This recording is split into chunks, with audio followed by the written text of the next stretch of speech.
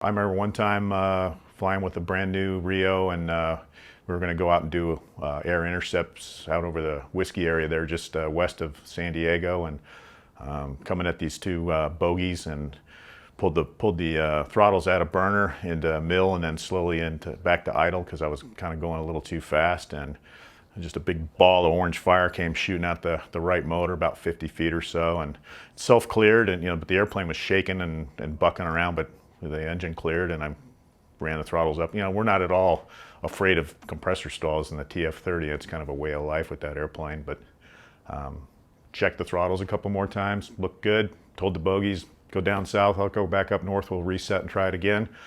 About halfway through the run, same thing happens, only this time I just kind of shut it down. I'm going, maybe there's a ramp that's stuck down or something like that, and I don't have a ramp light. And I start heading back and call base, and I'm thinking I'm talking to a mechanic or the maintenance chief, and he says, well, I'd like you to start that engine again.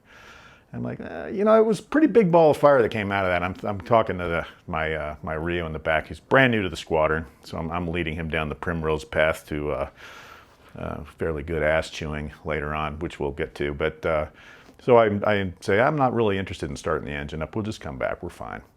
And then the voice on the radio comes up, and I think I'm talking to a wrench turner. He goes, yeah, sir, we'd like to, he didn't say sir, he said, we'd like you to start that engine again.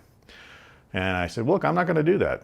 So I come back, and I walk into the ready room, and everyone's looking at me with their mouths open like, dude, you're in a lot of trouble.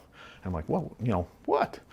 And it turns out it was the CO on the radio. And so we have to go into his office, and minor ass chewing with the two of us in. Then he dismisses the young lad and tells me to stay. You stay in the room.